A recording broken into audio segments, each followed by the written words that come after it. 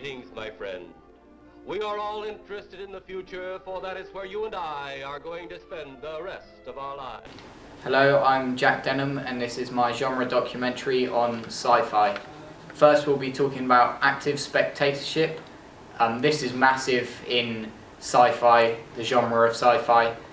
Things such as Star Wars and Star Trek, many fans dress up and really take part in it. There's conventions where fans can dress up as their favourite characters come along. There's normally stars from the films or from the shows there. The online presence is also very big. You often get fans still debating over the Star Wars film from the 1970s, talking about who shot first, Han Solo or Greedo. That debate still goes on. Yes, Greedo. As a matter of fact, I was just going to see your boss. Tell Jabba that I've got his money.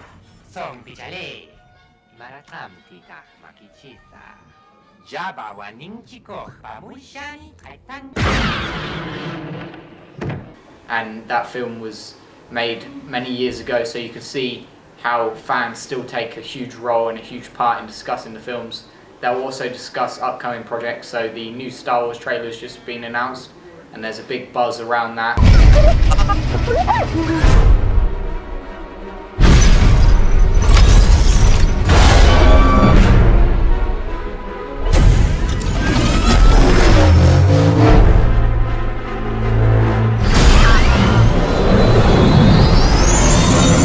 And likewise, the two Star Trek films that have recently come out, people were talking about those and discussing from the trailers what they think will happen, what they think looks good, what they don't like about the trailers. And so there's a big active spectatorship, a lot of talking, a lot of taking part with the sci-fi genre, especially at conventions and discussions online, forums and blogs, things like that. Next we'll talk about the pleasure that sci-fi fans get from watching their favourite sci-fi movies or series.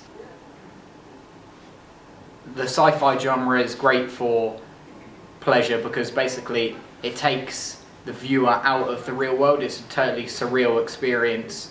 Also, with sequels and prequels, fans of series such as Star Wars get to watch characters develop. So you get to see how Obi-Wan Kenobi and Anakin Skywalker's relationship changes throughout the films, and how Leia and Luke, how their relationship changes throughout the film.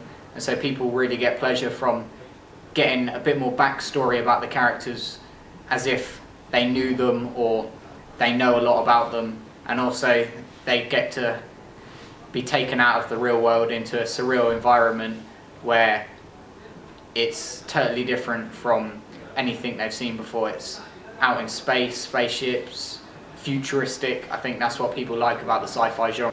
Next we'll talk about frameworks of interpretation and media literacy.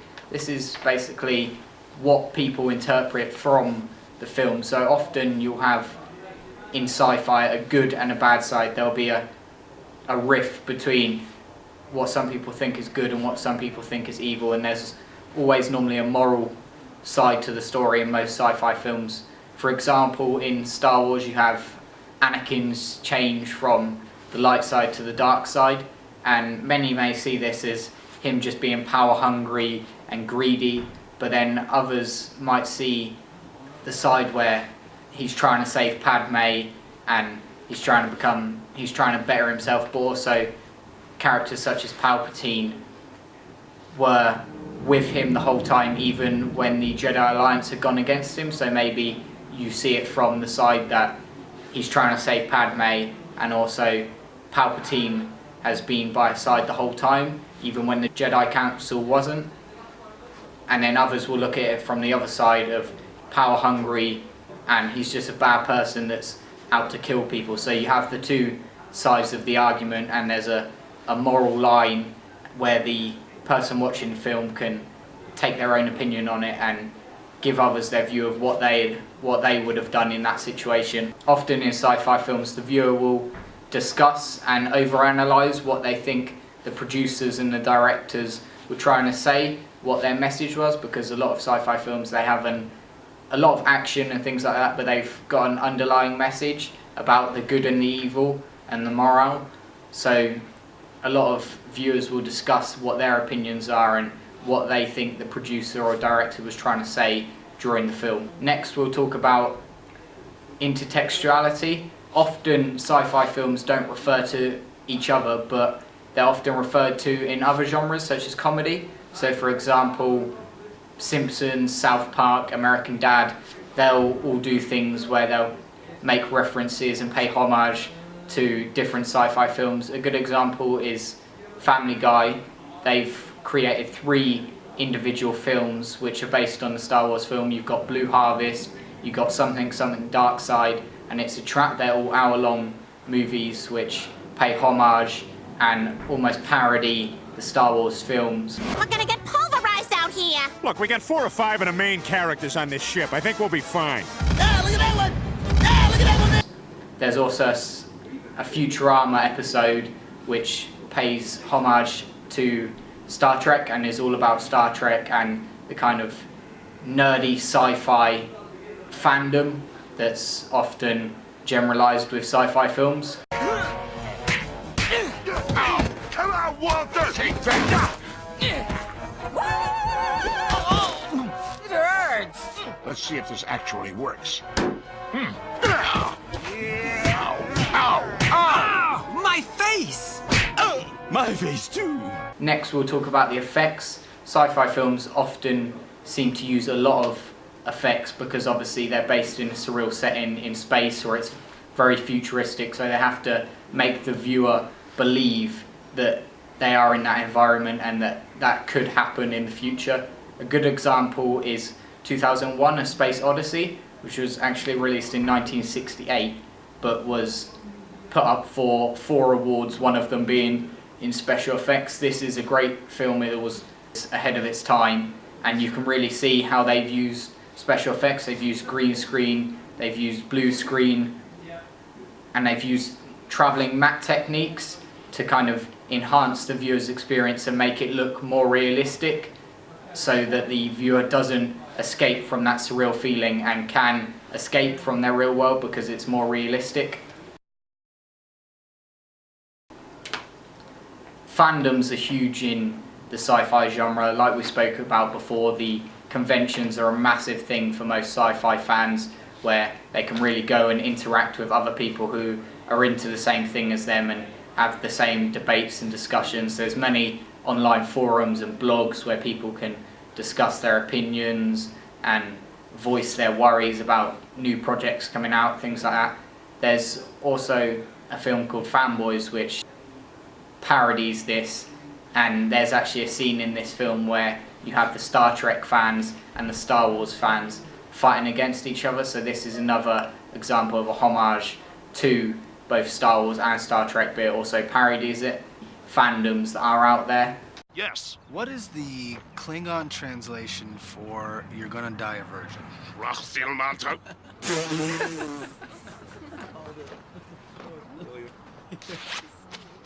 Yep, that's what, okay. Hilarious, everyone. Looks like we got more Lucas hounds here to mock Roddenberry. Congratulations, gentlemen, but I would like to see your Darth Vader take on 1 Borg drone. We'll see who's laughing then, am I right? Darth Vader could put the entire Borg collective in a vice grip with his mind. Darth Vader has asthma, so name me 1 Star Trek character with a respiratory disease, because I'm drawing a blank. Name me 1 Star Wars character who's gay. Yeah. Besides you. Well, I know it's gay in Star Trek, so why would I even do that? Captain Picard. Okay, Captain Picard is not gay, he's British. Come on, make it so. Well, I hate to break it to you losers, but Han Solo's a bitch. Oh, no, no. I'm sorry, what did you just say? Is there a problem here? Yeah, that sure is, Spock. The Admiral here just called Han Solo a bitch. Good one. It's pretty strong words for a Trekkie. Okay, a Trekkie is derogatory at this point in the game. Trekker is what we're called now. Trekker. Oh, I'm sorry. Trekkie. Let's just take a look, see. What's with the man purse? Yep. As I thought, scanner reads douchebag.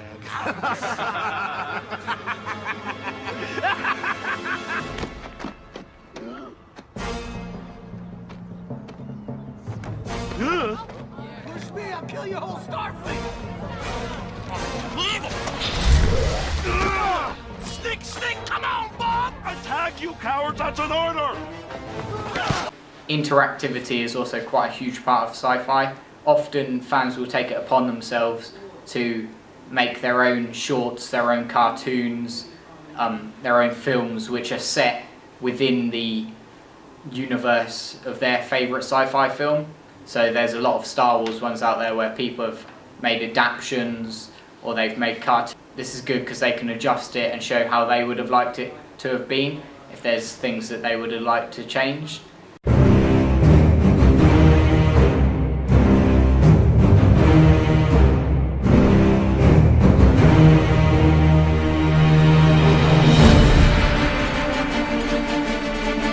Sci-fi films often encourage this by leaving the universe quite broad, so there's a lot of different characters in the universe that you could explore into, go further into, and as a general term, it's very easy to make a sci-fi movie based off one of your favourites. Next is social media. Often sci-fi films don't really use social media. I mean, they'll have trailers and teasers and they might set up a Facebook page, but a lot of the time they rely on their fans of existing series to make their own shorts, their own trailers, parody trailers even, and because they discuss on forums and blogs and on YouTube, that's where most of their advertising comes from, word of mouth from other fans and other sci-fi fanatics. So now we're going to focus on Dawn of the Planet of the Apes, which has recently been released. We'll talk about the advertising side of that. So again, there wasn't a whole lot of advertisement. You had the teaser trailer and the main trailer. They also had several posters and billboards. These will be placed around bus stops and train stations where they think young people might be hanging out to kind of grab the attention of that age range.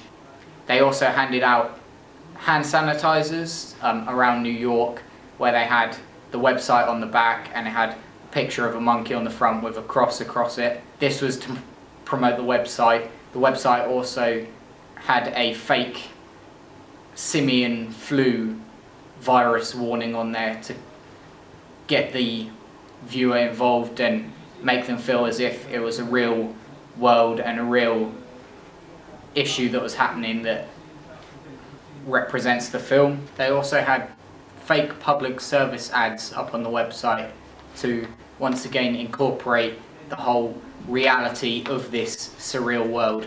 Reviews. Sci-fi fans often look to reviews for a sense of how good the film is and how well it's doing. Dawn of the Planet of the Apes was lucky enough to have Rise of the Planet of the Apes come before it, which had a respectable 82% on Rotten Tomatoes. This probably helped with sales of tickets and films for Dawn of the Planet of the Apes because people already knew what to expect from the first film.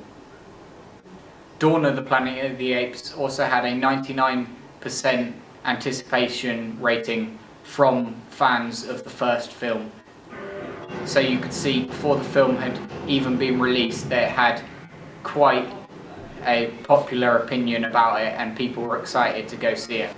Once released, the film got a 91% rating on Rotten Tomatoes, so you could see that the film was a success like its predecessors. Chat show appearances at places like Comic-Con for sci-fi films. The creators and the stars of the films will often come and sign books and posters, and this will get fans anticipated for the upcoming release of new sci-fi films, but also they'll be able to meet stars from previous films that they've enjoyed from the sci-fi genre. Product tie-ins is a massive thing within the sci-fi genre. Star Wars was a massive example of this. You had figures, lunchboxes, tons of memorabilia that really helped promote the film, but also made money for the creators of the film. You also now have several editions of the film come out, DVD, Blu-ray, and then you often have the 3D Blu-ray as well as online versions and versions on things such as Netflix and Blinkbox. Premieres are a good thing for the sci-fi genre because it gives reviewers a chance to get in early and get their reviews out so the fans of the series can, who are often online, they can have a look online and see what people thought of the film and then make their opinion based on the reviewers' opinions and scores they've given the film. Awards: Rise of the Planet of the Apes was nominated for 39 awards and received 13 of them. You could see from the previous film success that Dawn of the Planet of the Apes was most likely going to be as successful, if not more successful, so fans already knew what to expect from the series and from the genre.